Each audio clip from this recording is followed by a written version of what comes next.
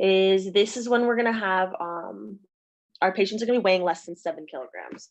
So for this example, let's say that our patient weighs 13 pounds, which is equivalent to 5.9 kilograms. First thing you want to do is find your surgical fluid rate. So our fluid rate is going to always be that 10 mil per kg for the first hour. That's our surgical fluid rate.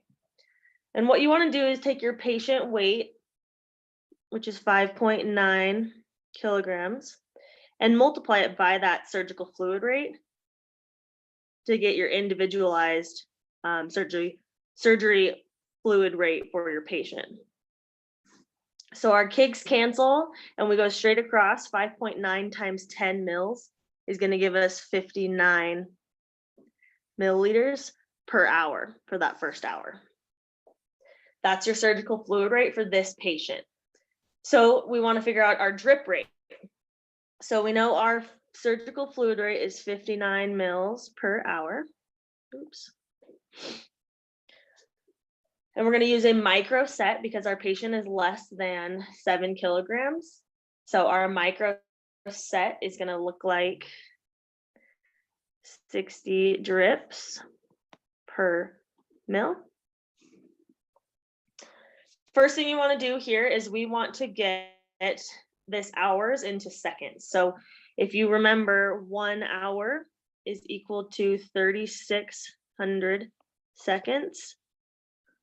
Okay, so we can take 59 mils per hour and convert this to seconds. We have 1 hour is equivalent to 3,600 seconds. And then you just multiply straight across, which means our hours cancel.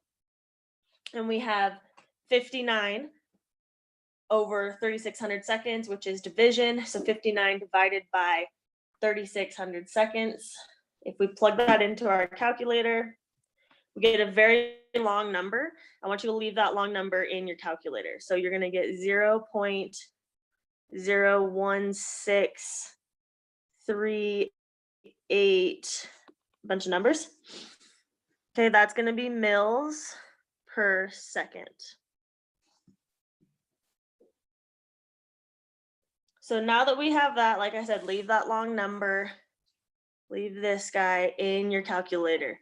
Okay, we're going to take that and we're going to multiply it by our micro set.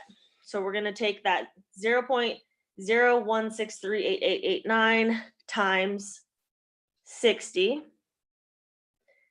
drips per mil. And you're going to end up getting 0.98 with a bunch of threes after. That's drips per second. So 0.98 GTT per second. This is close enough that you can round this to 1 drip per 1 second. Okay, we can easily count 1 drip per second. The only reason this is close enough is because it's 0.98. That is 0.02 off of 1. That's okay. Trisha and I are saying we can do anything that is 0.05.